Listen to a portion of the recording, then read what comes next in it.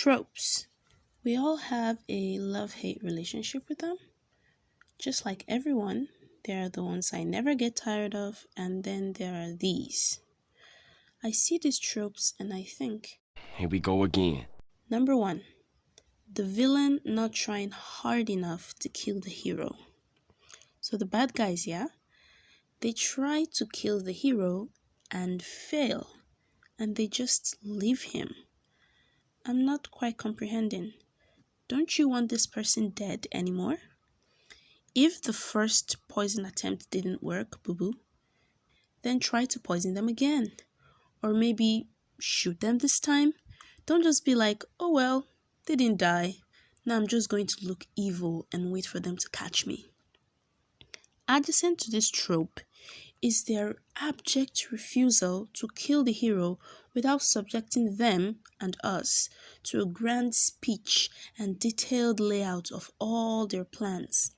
I mean, sure, you've spent the majority of the story sending your subordinates to kill the hero instantly, but now that they're right in front of you, right there, suddenly you turn into a poet. It's just sonnets and ballads and rhymes of all the despicable things you plan to do. What could possibly go wrong? Unless the hero escapes with all that vital world-destroying information, but that won't happen, right? Number two, failing to recognize that doors exist for a reason. This boils my blood and goes both ways. On the villain's side, they very loudly proclaim their unwavering commitment to their supposedly secret evil plans. A hero is only as smart as the villain, so if your hero only thwarted the villain's plans because he overheard them, that doesn't make him very smart, does it? That just makes him not completely brain dead. Then for our ragtag team of heroes, yes, we are aware the super evil villain who wants to end the world, as they usually want to do, has a spy hidden amongst our organization.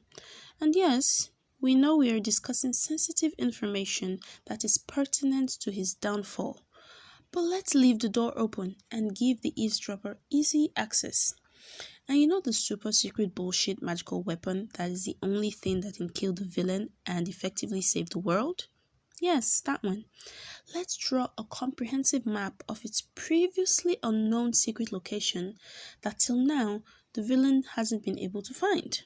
I mean, it would be more sensible if we were surveilling the place and the villain so that if he did manage to get it, we could intercept him.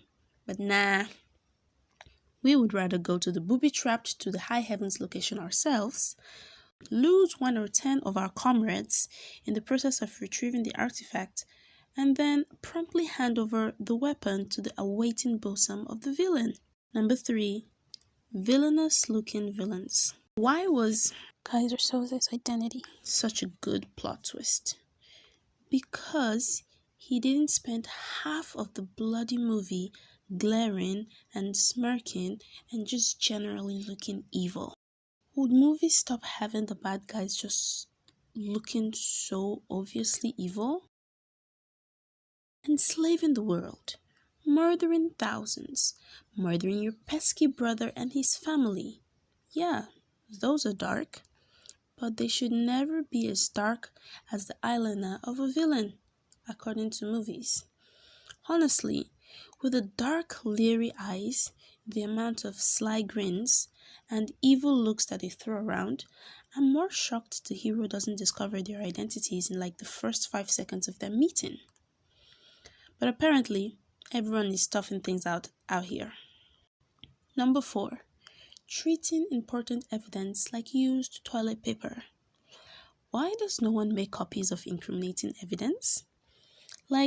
We caught you in 4K kind of evidence, and no one makes copies of them. They just run around and wave it around like a carrot stick for the villain to find. Wouldn't anyone who had at least 2 brain cells to rub together know they should have as many backup copies in as many different places as possible? Hell, I'd even send a copy to my mother's email if possible. But they're like, oh, so and so died to get this evidence to us. And now we've handed it to the villain, effectively defecating and spitting on their grave. How sad.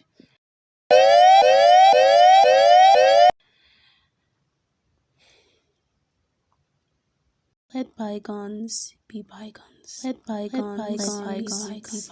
Let bygones be bygones. Letting bygones be bygones till the day I bygone.